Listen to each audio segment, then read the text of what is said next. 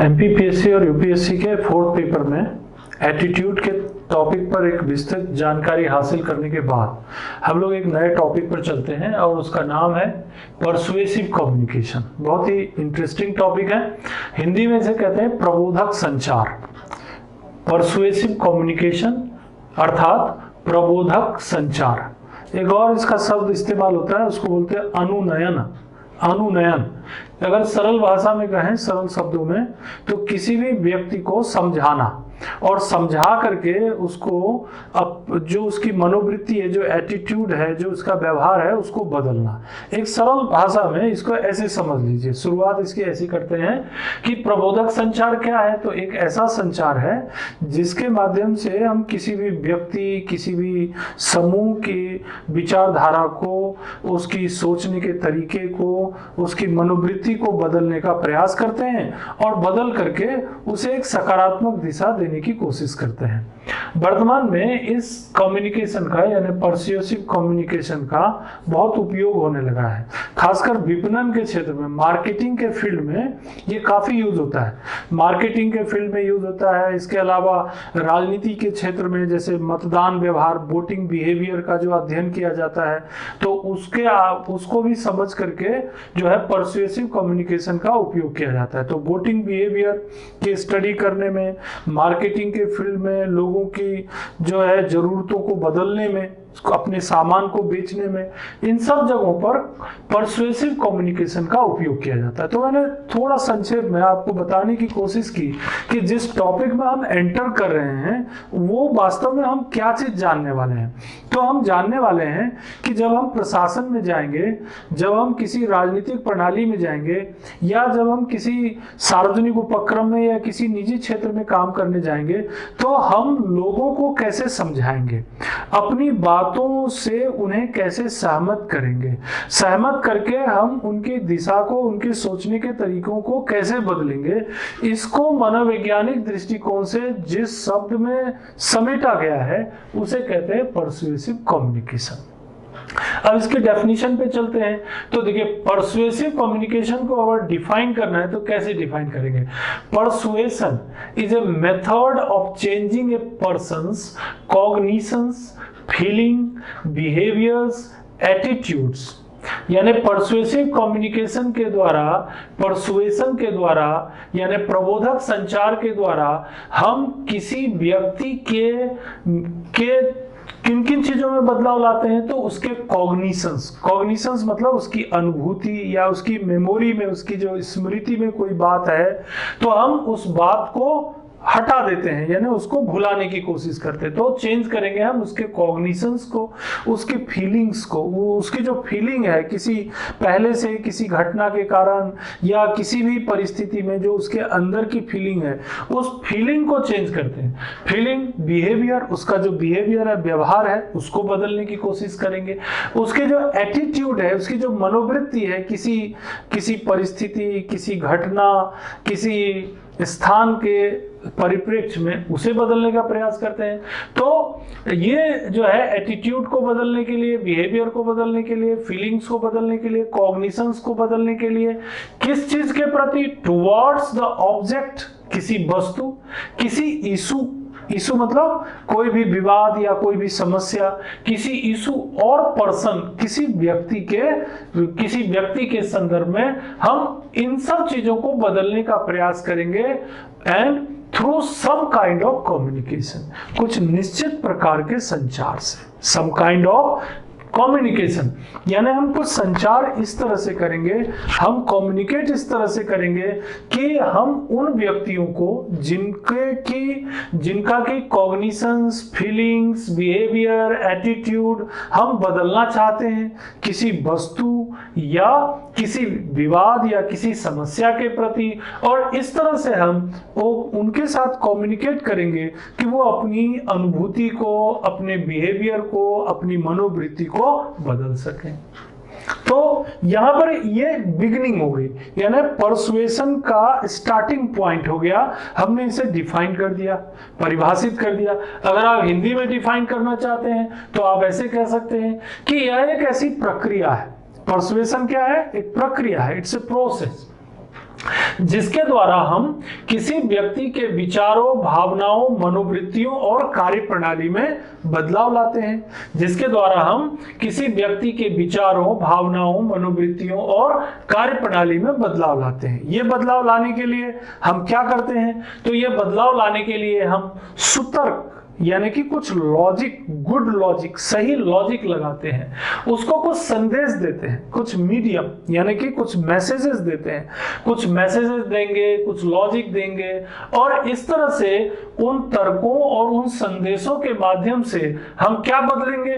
तो उस व्यक्ति के विश्वास और मनोवृत्ति में बदलाव लाएंगे, उसके विचार, भावनाओं में बदलाव लाएंगे और उसे तैयार करेंगे कुछ नए मनोवृत्ति को, नए व्यवहार को, नए विचार को अपनाने की। ये जो पूरी प्रक्रिया है उसे हम परसुएशन कहते हैं, या अनुनयन कहते हैं, या प्रबोधक संचार कहते हैं। अब इसके अगले स्टेप पर चलते हैं कि देखिए, परसुएशन की जब बात करेंगे तो बात आता है कि ये परसुएशन के जो है फैक्टर्स क्या क्या है। What are the factors of the persuasion? तो क्या क्या फैक्टर्स हैं इसके अंतर्गत? तो देखिए, 4 बड़े कारक हैं इसमें। यानी हम अगर किसी को परसुएड करना चाहते हैं, उसे कोई विशिष्ट चीज के बारे में उसकी मनोवृत्ति या व्यवहार को बदलना चाहते हैं, उसके सोचने के पैटर्न को बदलना चाहते हैं, किसी व्यक्ति, किसी वस्तु, किसी स्थान या किसी घटना के प्रति, तो इस बदलने के लिए 4 घटक हमारे पास मौजूद हैं। क्या क्या मौजूद है? हु यानी बदलने वाला व्यक्ति कौन है, यानी प्रबोधक कौन है। प्रबोधक जिसको बोलते हैं फैक्टर्स हु, यानी कि परसुएडर, जो विचार को बदलने का प्रयास करेगा, यानी प्रबोधक। दूसरा फैक्टर आता है व्हाट। व्हाट मतलब जो आप बदलना चाहते हैं तो उसके लिए मैसेज क्या है, क्या चीज देना चाहते हैं आप, उसको संदेश क्या है, क्या मैसेज आप एस्टैब्लिश करना चाहते हैं, मैसेज क्या है। तो संदेश, संदेश मतलब क्या हो गया? व्हाट। यानी कि किसी व्यक्ति, पहले तो परसुएडर कौन है, यानी कौन बदलना चाहता है, कौन है वो मैसेंजर, कौन है वो व्यक्ति परसुएडर जो विचार बदलने का प्रयास करेगा, मनोवृत्ति बदलने का प्रयास करेगा। दूसरा व्हाट, मैसेज क्या होगा। तीसरी जो चीज है वो है समूह। आखिर किसके विचार, किसकी मनोवृत्ति, किसका व्यवहार, क्या बदलना, किसका व्यवहार बदलना चाहते हैं? वो समूह है, वो व्यक्ति है। समूह क्या है? तो हमारा हो गया whom, यानी लक्षित समूह। तो पहले हो गया who, फिर हो गया what, फिर हो गया whom, और फिर which method, तरीका क्या होगा, किस तरीके से बदलेंगे। Which method, किस तरीके से हम किसी लक्षित समूह को क्या मैसेज देंगे और किस तरह से उसके विचार, मनोवृत्ति या व्यवहार में बदलाव लाएंगे, और वो प्रबोधक कौन होगा। ये हमारे सामने एक परिस्थिति आ गई। तो मैंने शुरू में ही बोला कि ये जो टॉपिक है प्रबोधक संचार, ये मनोविज्ञान का एक ऐसा टॉपिक है जिसकी उपयोगिता हर क्षेत्र में है। फैमिली में भी, जैसे कोई बात आपको अपने बच्चों को समझाना है या बताना है या उनके एटीट्यूड में चेंज लाना है, वहाँ भी आपको जरूरत पड़ेगी। जब आप प्रशासन में एक अधिकारी के रूप में अपने कलीग को, अपने सबऑर्डिनेट्स को, अपने अधिकारियों को अगर कोई बात बताना या समझाना चाहते तो वहाँ भी जरूरत पड़ेगी। अगर आप पब्लिक के साथ इंटरैक्ट कर रहे हैं और उन्हें अपनी बात को समझाना चाहते तो वहाँ भी आपको जरूरत पड़ेगी। तो एक प्रशासक के रूप में आप एक परसुएडर हैं, यानी कि समझाने वाला व्यक्ति है, और जो मैसेज आप उनके डालना चाहते हैं उन लोगों के मन में, विचार में, तो वो मैसेज जो है वो व्हाट है। यानी आप स्वयं हु है, जो मैसेज आप डालना चाहते हैं एक प्रशासक के रूप में, तो आप व्हाट हो गए। जिस समूह को, यानी किसको समझाना चाहते हैं आप, वो समूह कौन है। क्या वो ग्रामीण लोगों का समूह है, क्या वो शहरी लोगों का समूह है, क्या वो झुग्गी बस्ती में रहने वाले लोगों का समूह है, क्या वो छात्रों का समूह है, किसानों का समूह, किस प्रकार का समूह है। जिनको आप टारगेट कर रहे हैं उनके हिसाब से आपको अपनी परसुएशन का तरीका बदलना होगा।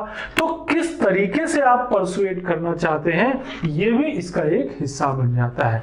तो हमारे पास यहाँ पर क्लियर हो जाता है कि we have 4 factors for persuasion. The first one is who, the second is what, the third is whom, and the fourth is which. अब यहाँ पर फिर एक चीज आ जाती है, हु। जो परसुएडर है, क्या हर व्यक्ति अच्छा परसुएडर हो सकता है? तो हर व्यक्ति अच्छा परसुएडर नहीं हो सकता। उसे अलग अलग परिस्थितियों में एक अच्छा परसुएडर साबित होने के लिए प्रयास करने पड़ेंगे। क्यों?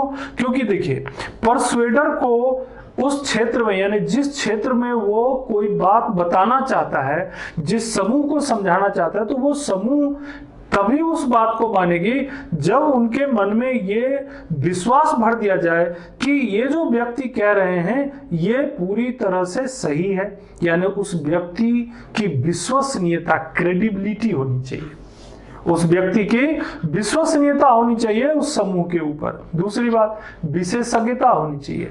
अगर उस व्यक्ति की विशेषज्ञता नहीं है, उसमें स्पेशलाइजेशन नहीं है, तो भी जो समूह है वो उनकी बात नहीं मानेगा। तो यहां से 2 बात निकल के आती है सामने कि परसुएडर को, यानी हु को, उस क्षेत्र में जिस बात को वो समझाना चाहते हैं उस क्षेत्र में उन्हें विशेषज्ञता होनी चाहिए और जनता में उनकी विश्वसनीयता होनी चाहिए।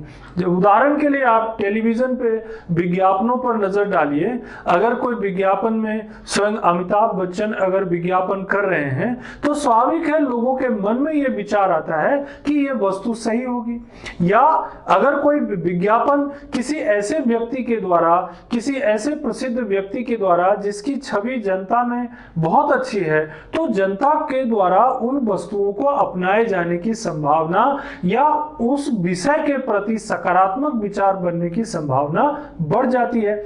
इसीलिए आपने देखा होगा कि जब किसी टूथपेस्ट का विज्ञापन करना हो या कोई खाने पीने की चीज का विज्ञापन करना हो तो किसी डॉक्टर को, जो मेडिकल साइंस के एक्सपर्ट हैं, उनको सामने लाया जाता है और उनके विचारों के आधार पर चीजों को प्रस्तुत किया जाता है कि हम डॉक्टर हैं और हम इस वस्तु की गुणवत्ता को समझते हैं और आप इसे अपनाएंगे तो आपको इसका फायदा होगा।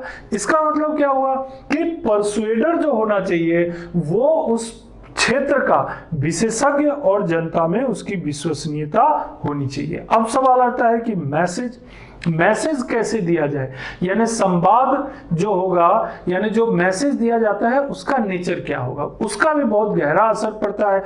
अगर आप कोई भी मैसेज दे रहे हैं, कोई संवाद दे रहे हैं, भले ही वो 20 सेकंड का विज्ञापन हो, 30 सेकंड का विज्ञापन हो, आपने देखा होगा टीवी में, लेकिन वो 20 या 30 सेकंड के विज्ञापन से ही हमारे मन मस्तिष्क पर उसका गहरा प्रभाव पड़ जाता है।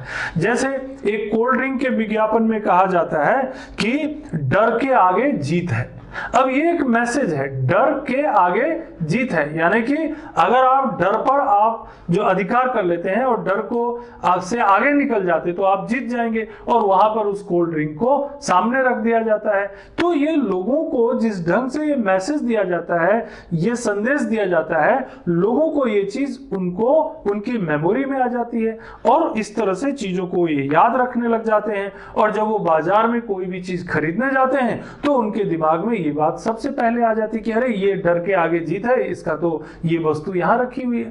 तो कई बार जो संदेश होता है, जो मैसेज होता है, वो क्या है, किस तरह से दिया गया। जैसे कई बार क्या होता है, जैसे कोई ऐसा विज्ञापन करना है, जैसे कोई साफ सफाई की चीजों का विज्ञापन करना है, तो पहले ही बता दिया जाता है कि भाई हमारे घरों में जो है बैक्टीरिया रहता है, सरफेस पे बैक्टीरिया रहता है, विभिन्न वस्तुओं पर बैक्टीरिया रहता है और आप इसे साफ कीजिए। तो अब मन में एक डर बिठा दिया गया, अब डर बिठा दिया गया और सामने समाधान रख दिया गया कि अगर आपने इस वस्तु का उपयोग किया तो बैक्टीरिया जो है या जो ये माइक्रो ऑर्गेनिज्म है जो आपको नुकसान पहुंचा सकते हैं, जो आपको पेट को नुकसान पहुंचा सकते हैं, आपके भोजन को नुकसान पहुंचा सकते हैं, वो नुकसान से बचने के लिए ये जो हमारा प्रोडक्ट है उसको आप इस्तेमाल कीजिए तो आप 99.99% सेव हो जाएंगे। तो लोग क्या करेंगे, उस तरह की वस्तु को खरीदेंगे क्योंकि उनके मस्तिष्क में वो मैसेज जो होता है स्टैब्लिश हो जाता है। तो यही परसुएशन जो होता है ये एक तरीका बन गया है, एक प्रक्रिया बन गई है आजकल कि किसके द्वारा परसुएट किया जाए, कौन सा मैसेज दिया जाए। फिर लक्षित समूह, फिर ये भी ध्यान रखा जाता है कि कौन सा वो ग्रुप है जहां तक आप इंफॉर्मेशन को पहुंचा रहे हैं, यानी मैसेज दे रहे हैं, क्योंकि हर व्यक्ति पर हर मैसेज का असर नहीं होगा या हर व्यक्ति पर एक ही तरह के व्यक्ति का प्रभाव नहीं होगा। अलग अलग व्यक्ति समूह पर अलग अलग तरह चीजों का अलग अलग असर होगा। जैसे समाज में वृद्ध व्यक्ति हैं, ओल्ड पर्सन्स हैं, तो उनको आप अगर कोई ऐसी चीज बताएंगे जो उनके लिए उपयोगी नहीं है या उनके माइंडसेट के मुताबिक नहीं है, तो उन पर उसका कोई असर नहीं होगा। तो वहां पर आपकी वो जो परसुएशन का तरीका होगा वो फेल हो जाएगा। तो कई बार ये देखा जाता है कि जिनको परसुएट किया जा रहा है, यानी जिस समूह को समझाया जा रहा है, जिस समूह की जो मनोवृत्ति है या व्यवहार है या सोचने के पैटर्न में बदलाव लाने की कोशिश कर रहे हैं, उनका एज ग्रुप क्या है, what is the age group, यानी कि आयु का समूह क्या है। फिर ये देखा जाता है दूसरी बात कि उनके मन में विश्वास क्या है, वो किन चीज पे ज्यादा विश्वास करते हैं, उनके मन में क्या चल रहा है, किस तरह का थॉट उनके अंदर चल रहा है, उनके आत्मविश्वास का स्तर क्या है, कॉन्फिडेंस लेवल क्या है, उनका आत्मविश्वास का स्तर क्या है, और उनका आत्मसम्मान क्या है, यानी सेल्फ एस्टीम क्या है। वो लोग जो आत्मसम्मानी होते हैं, जो अपनी बातों या अपने विचारों पर ज्यादा दृढ़ रहते हैं, उनके विचारों में आसानी से बदलाव लाना संभव नहीं होता है। जो व्यक्ति ज्यादा आत्मविश्वासी होगा और उसे मालूम है कि मैं जो ये कर रहा हूं ये सही है, इसको बदलने के लिए बहुत अधिक ऊर्जा की और बहुत अच्छे तरीकों की जरूरत होगी, जिन पर कि वो ज्यादा विश्वास करते हों, जिन पर कि उनका पूरा विश्वास हो, और उससे प्रभावित होकर के ही वो अपना विचार बदल पाएंगे। तो लोगों का समूह किस तरह का है, ग्रामीण समूह का है, शहरी समूह का है, महिलाओं का समूह है, पुरुषों का समूह है, छात्रों का समूह है, किस तरह के समूह को आप प्रभावित करना चाहते हैं, यह भी प्रबोधक संचार के लिए एक उपयोगी घटक होता है। तो यहां पर 3 बातें क्लियर हो गई आपके पास। परसुएडर कैसा होना चाहिए, मैसेज का क्या इंपैक्ट होता है, लक्षित समूह का क्या इंपैक्ट होता है, और चौथी चीज ये होती है कि जो मैसेज आप कम्युनिकेट कर रहे हैं उसका तरीका क्या है, what is the way by which we are communicating the message।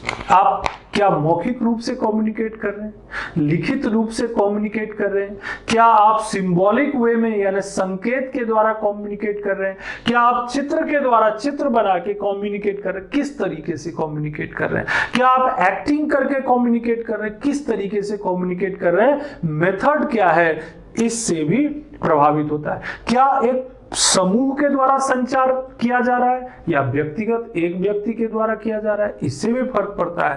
तो संचार का तरीका क्या है, यह मौखिक है या लिखित है, यह जो है ये चित्र के रूप में है या संकेत के रूप में है, किस तरह से संचार स्थापित किया जा रहा है, संप्रेषण की विधि है, what is the method of communication, it also affect the persuasion. एक स्टडी के मुताबिक बाय ए स्टडी 24% मामले 24% मामलों में व्यक्तिगत संवाद इंडिविजुअल कम्युनिकेशन, एक मिनट इसको चेंज करिएगा, है ना, इसको चेंज करिएगा।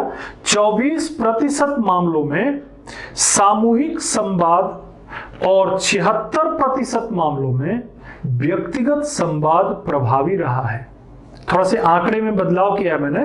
क्या कहा हमने, 24% मामले में यानी कि 24% मामले में क्या हुआ कि सामूहिक संवाद असर करता है, और 76% मामलों में व्यक्तिगत संवाद असर करता है। अब आप बोलेंगे कि ऐसा क्यों हुआ कि सामूहिक संवाद का प्रभाव ज्यादा होना चाहिए, लेकिन यहां तो उल्टा हो रहा है। अब यहां पर फिर से एक बार मनोविज्ञान को समझने की जरूरत है। जब सामूहिक संवाद स्थापित किया जाता है तो वहां पर यह होता है कि बहुत से लोगों ने अपने अपने विचार रखे, तो जो लोग हैं जिन पर जो टारगेट ग्रुप है उनको ये चीज स्पष्ट नहीं होता है कि इसकी जिम्मेदारी किसकी होगी, कौन किस व्यक्ति को जाकर के अगर किसी कोई समस्या हुई तो हम किसके साथ कम्युनिकेट करेंगे। तो कई बार लोग जो है उस पर उतना ध्यान नहीं दे पाते। वहीं दूसरी तरफ अगर कम्युनिकेशन एक इंडिविजुअल, जिम्मेदार, विश्वसनीय व्यक्ति के द्वारा होता है तो 76% मामलों में सफलता हासिल होती है।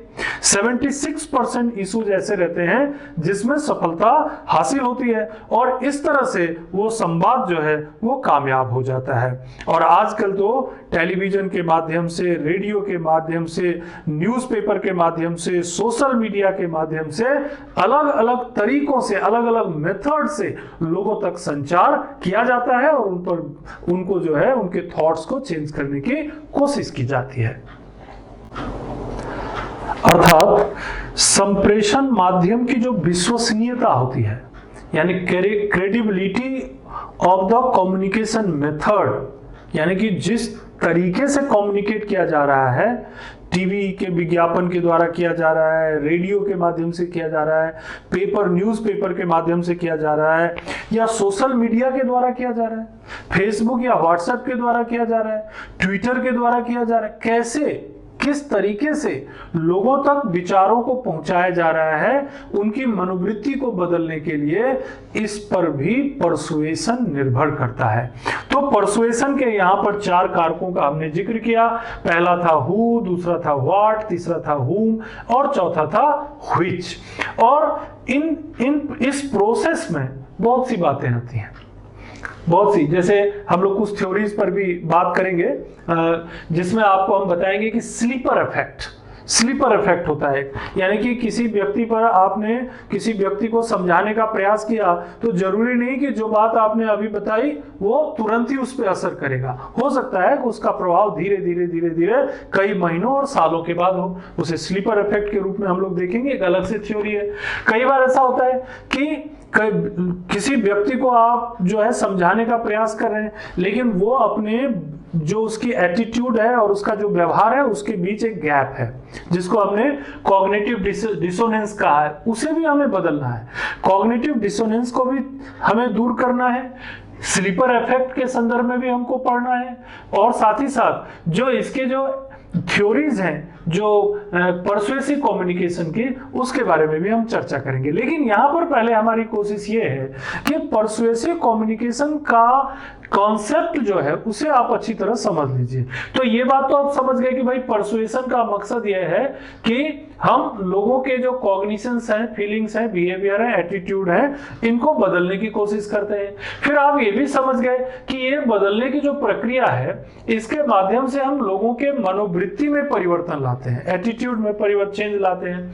फिर ये भी आप समझ गए कि हमारी कोशिश ये होती है कि हम लोगों का जो किसी चीज के, किसी वस्तु के प्रति, किसी विषय के प्रति जो निगेटिव अप्रोच है, नकारात्मक जो प्रयास है, नकारात्मक जो उनकी मनोवृत्ति है, उसको सकारात्मक में बदल सकें। ये सब बातें परसुएसिव कम्युनिकेशन की उपयोगिता को प्रदर्शित करती हैं आपके सामने। फिर हमने आपको ये भी बताया कि जब हम परसुएशन करते हैं तो हमारे पास 4 फैक्टर आ जाते हैं, who, what, whom and which. अब इसी बीच में ये सब घटनाएं भी होंगी, स्लीपर इफेक्ट होगा, कॉग्निटिव डिसोनेंस होगा, जिन पर हम एक अलग से चर्चा करेंगे। लेकिन फिलहाल हम देखते हैं कि इन फैक्टर से आगे बढ़ते हुए कि ये जो परसुएसिव कम्युनिकेशन हम करते हैं, इनके एलिमेंट्स क्या हैं, परसुएसिव कम्युनिकेशन के एलिमेंट्स क्या हैं।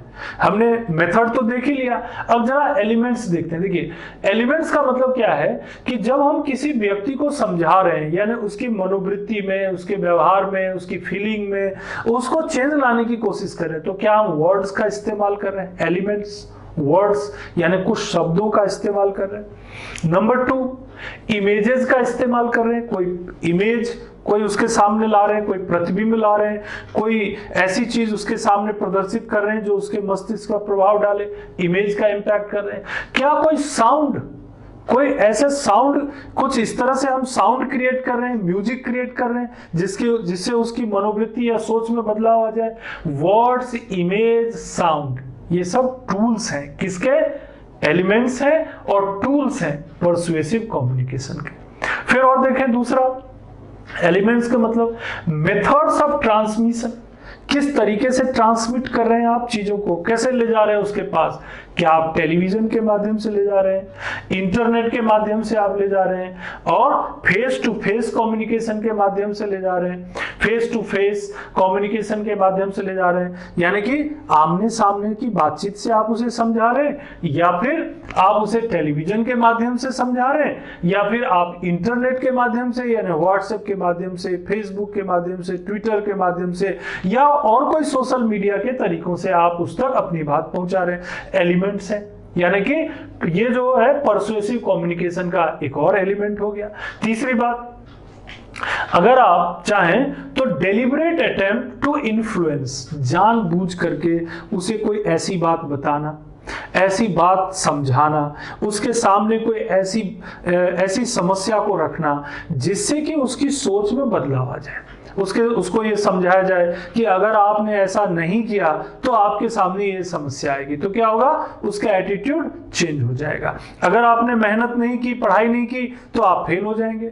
अगर आपने मेहनत की, आप सफल हो जाएंगे। अगर आपने इस तरीके से प्रिपरेशन किया तो आपको अधिक नंबर मिलेंगे। अब ये सब छोटी छोटी चीजें जो हैं, ये क्या कर रही हैं, डेलिब्रेट अटेम्प्ट के रूप में उसे मजबूर कर रही हैं एक पर्टिकुलर व्यवहार की तरफ ले जाने के लिए। तो ये तो छात्र जीवन में ये सब घटनाएं होती रहती हैं। जब आप प्रशासन में जाएंगे तो वहां भी आपको करना पड़ता है। कई बार आपको अपने सबऑर्डिनेट्स को थोड़ा सा डर भी दिखाना पड़ता है कि भाई अगर आपने ऐसा नहीं किया, आपने डिसिप्लिन का पालन नहीं किया, तो आपके अगेंस्ट जो है कार्रवाई की जाएगी। और लोग जो है क्या करते हैं, उस इन्फ्लुएंस में आकर के सही दिशा में काम करते हैं, उसके एटीट्यूड में बदलाव लाते हैं। ये सब चीजें डेलिब्रेट अटेम्प्ट जो है, ये भी अपने आप में एक एलिमेंट है। एक और चीज, सेल्फ परसुएशन। कई बार हम क्या करते हैं, व्यक्ति के ऊपर कोई दबाव नहीं बनाते, हम उसको कोई मजबूर भी नहीं करते, है ना। वी डोंट कोर्स्ड हिम, हम लोग उन्हें कोर्स्ड नहीं करते, हम मजबूर नहीं करते, बल्कि उनके सामने सारी परिस्थितियों को रख देते हैं कि उन सारी परिस्थितियों को समझ करके वो खुद से अपने आप को बदलें, अपने आप को खुद से बदलें, अपनी मनोवृत्ति में बदलाव लाएं। तो इस तरीके से भी सेल्फ परसुएशन कहते हैं इसको। तो कई बार मनोवृत्ति में, एटीट्यूड में चेंज सेल्फ परसुएशन से भी हो जाता है, और कई बार हमें दबाव डाल के डेलिबरेटली चेंज करना पड़ता है। कई बार हम जो है टेलीविजन, इंटरनेट के माध्यम से, विज्ञापनों के माध्यम से भी बदलाव लाते हैं। कई बार वर्ड, साउंड, इमेजेस के माध्यम से बदलाव लाते हैं। तो ये सारे जो एलिमेंट्स हैं, ये भी प्रबोधक संचार में हमारे लिए उपयोगी हैं। अब ये जो तरीके हमने देख लिए, अब हमें ये क्यों चाहिए, आखिर हमारी जरूरत क्या है। तो हम इसलिए चाहते हैं, परसुएशन इसलिए करना चाहते हैं कि देखिए, जब हम कोई भी काम करने जाएंगे, जैसे राजनीति में आप एक मंत्री हैं या विधायक हैं, तो आपको जनता को अपनी राजनीतिक दल की जो उनका जो सोच है, जो थॉट है, उसको स्टैब्लिश करना है। अब सारे लोग एक साथ आपकी बात मान जाएं ऐसा तो नहीं है। तो बहुत से लोग ऐसे होंगे जो आपसे विपरीत मत रखते हैं, आपसे कॉन्ट्राडिक्ट करते हैं, आपकी विचारधारा से मेल नहीं रखते, तो आपको अपनी बात समझानी होगी। तो विपरीत मतों को बदलने के लिए, जो हमसे अलग मत रखता है, उसको बदलने के लिए, अब जैसे कोई व्यक्ति चुनाव में, अरे क्या करना है चुनाव में वोट डाल के, क्या होता है, किसको चुनना है, अब वो वोट डालने नहीं जाते। बहुत सारे लोग हैं, आप देखिए इलेक्शन कमीशन करोड़ों रुपए का बजट जो है केवल इसमें खर्च करना पड़ता है हमारी डेमोक्रेसी में कि लोग वोट डालने जाएं। इस समझाने के लिए अलग अलग तरीकों से, कहीं आपने देखा होगा इलेक्शन के टाइम में कहीं पर बड़ी होर्डिंग्स बनी रहती है, रेडियो के माध्यम से विज्ञापन आता है, टेलीविजन में विज्ञापन आता है, अलग अलग उसके फायदे बताए जाते हैं, उसके बावजूद भी लोग जो है वोट डालने नहीं जाते हैं, कोई ना कोई बहाना बना लेते हैं। कितनी कितनी बड़ी बात है ये। लेकिन यहां पर ये हमारे लिए एग्जाम्पल है परसुएसिव कम्युनिकेशन की सफलता और असफलता की। इन सब प्रयासों से हमारा वोटिंग परसेंट बढ़ रहा है। परसुएसिव कम्युनिकेशन का ये जो तरीका इलेक्शन कमीशन इस्तेमाल करती है, जो सरकारें इस्तेमाल करती है, इससे ग्रोथ हुई है, लेकिन फिर भी हम पूरी तरह से सफल नहीं हो पाते। क्यों? क्योंकि बहुत से लोगों का मत या जो थॉट है वो अलग होता है। तो विपरीत मतों को बदलने के लिए हम परसुएसिव कम्युनिकेशन का उपयोग करते हैं। दूसरी बात, जो नकारात्मक मनोवृत्ति लोगों के बारे में, देश के बारे में, अपनी संस्था के बारे में, उनको भी बदलना हमारी जिम्मेदारी है। क्यों? क्योंकि लोग अगर देश के बारे में, अपनी संस्था के बारे में, अपनी जो पूरी व्यवस्था है, जो राजनीतिक प्रणाली है, प्रशासन, उसके बारे में नकारात्मक ही सोचेंगे तो नकारात्मकता बढ़ती जाएगी। तो प्रशासन की ये जिम्मेदारी होती है, ये राजनीतिक व्यवस्था की जिम्मेदारी होती है कि लोगों में सकारात्मक विचार देश के प्रति, संस्था के प्रति, प्रशासन के प्रति विकसित किया जाए। और इसके लिए भी सरकारें काम करती रहती है। गवर्नमेंट जो है इसके लिए नई नई योजनाएं लाती है, नीतियां लाती है, जनता के लिए जो है लोक लुभावन कार्यक्रम लाती है कि लोग ये समझें, लोग माने कि भाई सरकार जो है जनता के लिए काम कर रही है। तो यहाँ पर भी आपको परसुएशन का उपयोग होता नजर आएगा। तो सकारात्मक मनोवृत्ति को बढ़ाना, फिर सरकार जो है या प्रशासन जो है अपने अनुरूप जनता को कोई नीति बनाई सरकार ने, तो उस नीति के अकॉर्डिंग लोग सोचें, उस नीति के अकॉर्डिंग लोग व्यवहार करें। ये चीज भी अनुकूल लोकमत यानी फेवरेबल पब्लिक ओपिनियन डेवलप करना परसुएशन की उपयोगिता है। इसके अलावा सबसे कठिन काम ये होता है परसुएशन में कि जो लोग हमारे खिलाफ हैं, हमारे विरोधी हैं, तो पहले तो उनके विरोध को समाप्त करें। विरोध को समाप्त करने के लिए उन्हें समझाना पड़ेगा, और विरोध को समाप्त करने के बाद उनकी सहानुभूति, सिंपैथी हासिल कर लेना, यह परसुएशन की सबसे बड़ी सफलता है। जैसे मान लीजिए हमारे देश में एक राजनीतिक व्यवस्था है, अब सरकार ने मान लीजिए चाइना के खिलाफ कोई कार्रवाई की और चाइना बॉर्डर पे जो है कुछ घटनाएं चल रही हैं। अब विपक्ष ने जो है सरकार से जो कोई जवाब मांगा कि भाई यहाँ क्या चल रहा है, क्या हमारी जमीन उन्होंने हड़प ली या कोई ऐसी घटना घटी जो देश की प्रतिष्ठा के अनुरूप नहीं है। अब सरकार अपनी बात कह रही है लेकिन विपक्ष उसे मान नहीं रहा। सरकार अपने तर्कों से, विचारों से, प्रचार के माध्यम से और जो तथ्य उनके पास है, जो प्रमाण है, उन प्रमाणों के माध्यम से विपक्ष को क्या करेंगे, ये समझाने में कामयाब होंगे कि हमारे देश का 1 इंच जमीन भी किसी दुश्मन देश या दूसरे देश के कब्जे में नहीं है, वहां पर हमारे बहादुर सैनिक मौजूद हैं। अब जो विपक्ष है पहले तो उस बात में विश्वास करेगा और फिर उसके बाद सरकार द्वारा की गई जो गतिविधि है, जो एक्टिविटी है, और सेना के प्रति सहानुभूति रखेंगे। तो ये जो बदलाव है ये कहां से आएगा? ये परसुएसिव कम्युनिकेशन से आएगा, और इसके लिए सरकारें लगातार काम करती रहती है। तो विपरीत मतों को बदलना ये भी एक बहुत महत्वपूर्ण जिम्मेदारी हो जाती है। विपरीत मतों को बदलना, सकारात्मक मनोवृत्ति में लोगों को लाना, अपने सरकार अपनी नीतियों कार्यक्रमों के अनुरूप लोकमत को बनाना, और विपरीत मतों को जो है वो सहानुभूति में बदलना, ये सब एक महत्वपूर्ण कार्य है जो परसुएसिव कम्युनिकेशन के अलग अलग तरीकों और अलग अलग परिस्थितियों में अलग अलग तरीकों से हासिल की जा सकती है। और भी इसकी उपयोगिता हम देख सकते हैं। जैसे देखिए, आप किसी चीज के प्रति जन जागरूकता लाना चाहते हैं, क्या करना चाहते हैं? जन जागरूकता, यानी कि awareness about any problem, social problem, economic problem, किसी भी प्रॉब्लम के प्रति एक आप अवेयरनेस लाना चाहते हैं। तो अवेयरनेस कैसे आएगा? जब लोगों तक ये बात पहुंचेगी कि ये जो समस्या है इसको हल करने के लिए हमें हम सबको अवेयर रहना पड़ेगा। मान लीजिए कोरोना वायरस जो किस तरीके से फैलता है ये लोगों को समझ में आ गया कि ये ऐसे व्यक्ति जो कोरोना वायरस से संक्रमित हैं, उनके संपर्क में आने से या उस व्यक्ति के छींकने, खांसने या फैलने से उन के कारण फैलती है, किन किन तरीकों से फैलता है, ये लोगों को समझ में आ गया, चाहे वो कहीं भी रह रहा हो। अब सरकार ने बोला कि देखिए इन तरीकों से ये फैलती है, अब आप क्या कर सकते हैं, तो आप मास्क लगा सकते हैं, आप क्या कर सकते हैं, तो आप जब भी कोई वस्तु छूते हैं, कोई भी चीज ऐसा आपको एहसास होता है कि भाई हमने कोई ऐसी एक्टिविटी की है जहां पर वायरस के होने का खतरा है, आप तुरंत हाथ को सैनिटाइज कीजिए या साबुन से हाथ धोइए।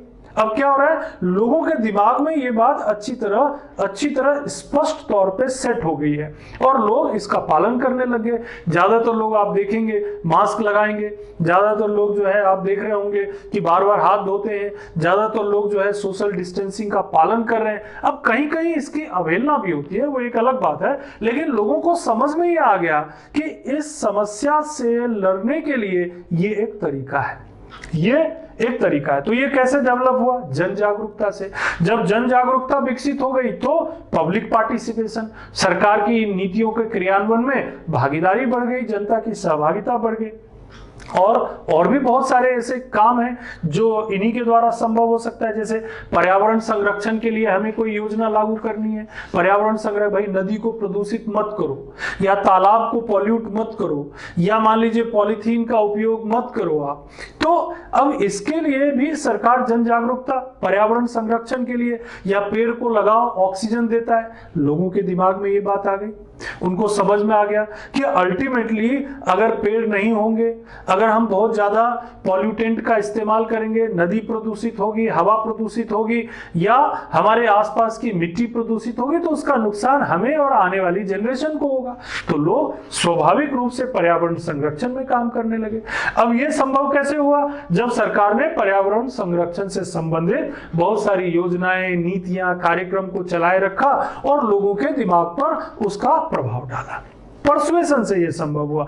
और भी कई सामाजिक कुरीतियां हैं हमारे देश में, जैसे डॉरी एक सामाजिक कुरीति थी। अब इसके लिए कानून तो बना दिया उन्होंने, है ना, डॉरी प्रोहिबिशन एक्ट 1961, लेकिन केवल कानून बना देने से काम नहीं चलता। सरकार ने क्या किया, इसको प्रचारित किया कि दहेज हमारे लिए एक सामाजिक कुरीति है, इसे नहीं होना चाहिए, ये गलत है, इससे बहुत सारे नकारात्मक इंपैक्ट आते हैं। क्या नकारात्मक इंपैक्ट आते हैं, तो इससे हमारे समाज में जो लड़कियों की संख्या है, लिंगानुपात है, वो कम हो रही है, लिंगानुपात कम हो रहा है, जो लड़कियों के प्रति जो दृष्टिकोण है वो बदल रहा है। तो इन सब चीजों को समाज के परसुएसिव मेथड के द्वारा लोगों को समझा दिया गया। अब लोग धीरे धीरे अवेयर हो गए और सामाजिक कुरीति के रूप में इसे स्वीकार करके और इसके खिलाफ तैयार हो गए, और इससे डॉरी जो है धीरे धीरे समाज में कम होता जा रहा है, दहेज प्रथा का प्रभाव कम होता जा रहा है। तो ये सब संभव कब हुआ, जब हम परसुएसिव कम्युनिकेशन का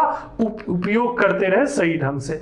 बहुत सारे लोग टैक्स चोरी करते हैं, भ्रष्टाचार करते हैं। अब ये टैक्स चोरी, अब सरकार ने रेडियो के माध्यम से एक विज्ञापन किया कि भाई देखिए आप अगर टैक्स चुराते हैं तो इससे अल्टीमेटली आपका ही नुकसान होता है। कैसे, क्योंकि हम आपका लिए सड़क नहीं बना पाते, हम आपके लिए जो है जो बहुत सारी जो सुविधाएं हैं जनता को हम दे सकते हैं, बहुत सारे ऐसे जो हमारे देश की रक्षा करने वाले लोग हैं जिससे हमारा देश सुरक्षित है, उनको हम सुविधाएं नहीं दे पाते, नए हथियार नहीं खरीद पाते, हम आपके लिए पानी की व्यवस्था नहीं कर पाते, ट्रांसपोर्ट की व्यवस्था नहीं कर पाते। लोगों को बार बार ये सब चीजें बताई गई टीवी के माध्यम से, रेडियो के माध्यम से कि भाई आप टैक्स दीजिए, इस टैक्स का उपयोग हम जो है इन सब कामों में करते हैं, अगर आप टैक्स देंगे तो ये अल्टीमेटली आपको बेहतर सुविधा मिलेगी।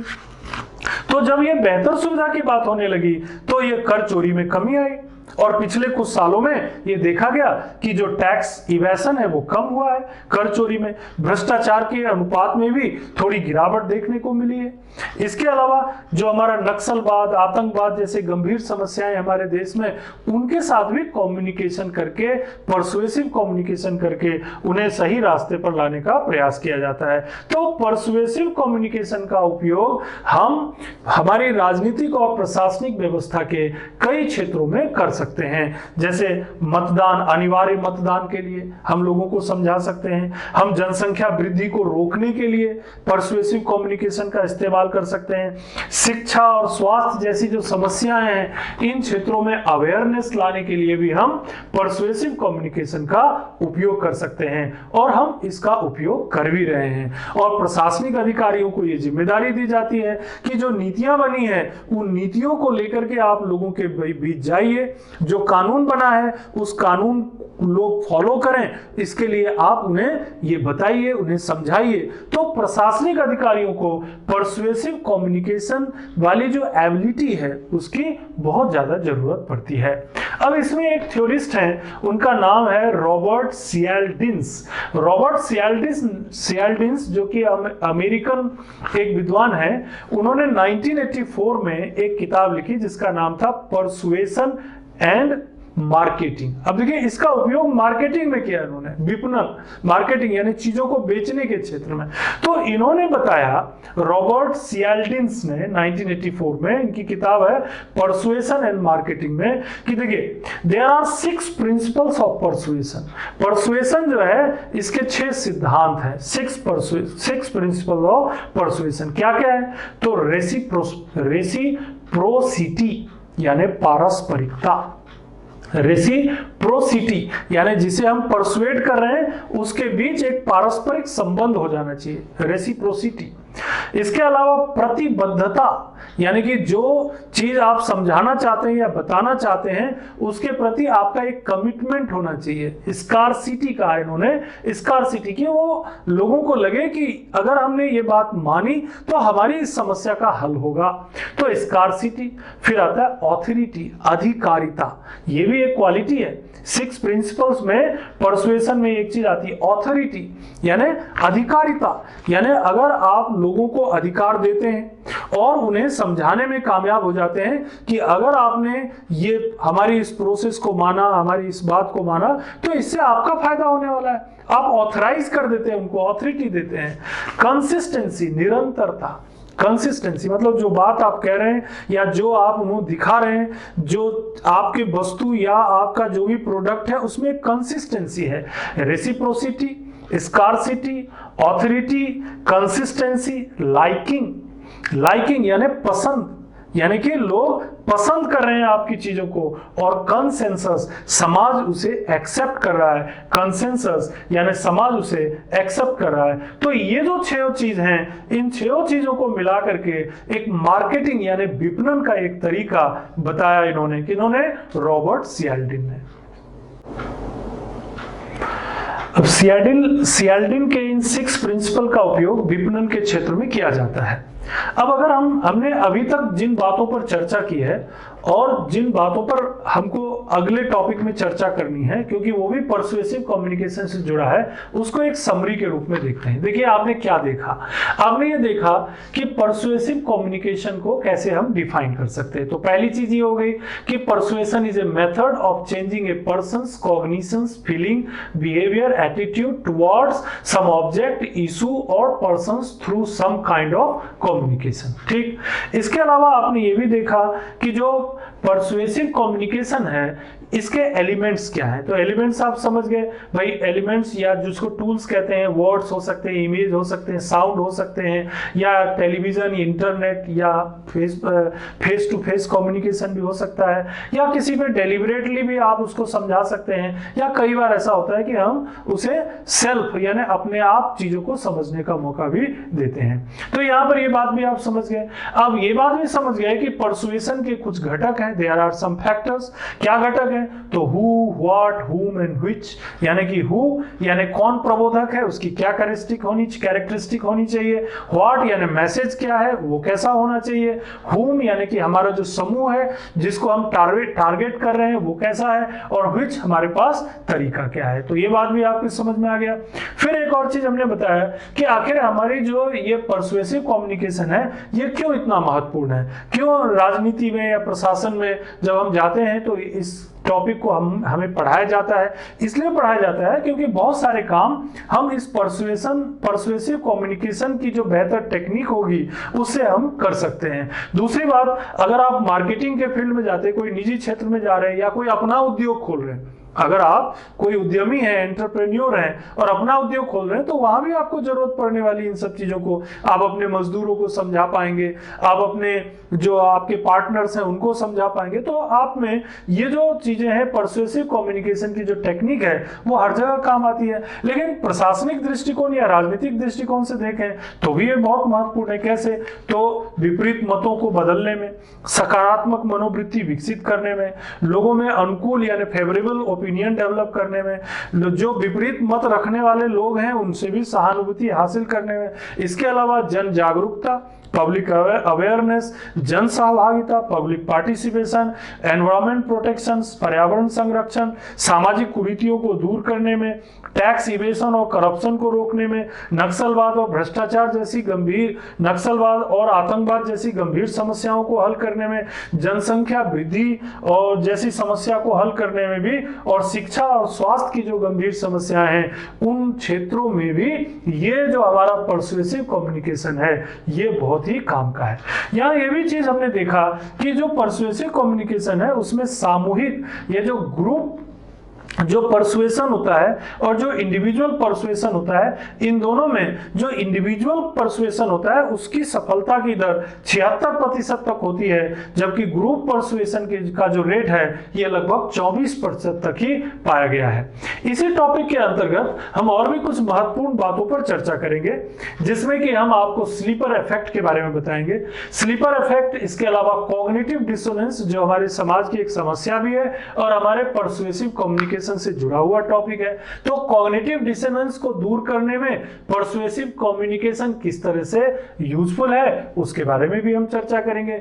इसके अलावा हम आपसे इस बात पर भी चर्चा करेंगे कि ये जो परसुएसिव कम्युनिकेशन है उसकी नई नई टेक्निक क्या क्या आई हैं, नए नए तरीके, किस तरीके से परसुएसिव कम्युनिकेशन जो है वो उपयोग में लाया जाता है। तो इसके आजकल बहुत सारे टेक्निक्स भी डेवलप किए जा रहे हैं, जैसे foot in the door technique, door in the face technique, ये सब नए नए टेक्निक डेवलप हो रही है। मार्केटिंग के फील्ड में खासकर बहुत यूजफुल होता है। Foot in the door technique, door in the face technique, low ball technique and impression management technique. इसके अलावा हम इस बात पर भी चर्चा करेंगे कि ओवरऑल जो हमारा जो परसुएसिव कम्युनिकेशन है इनमें क्या कमियां हैं और प्रशासन में इसे हम और किस ढंग से उपयोगी बना सकते हैं। इस पर हम अगले वीडियो में या अगली क्लास में चर्चा करेंगे। Thank you.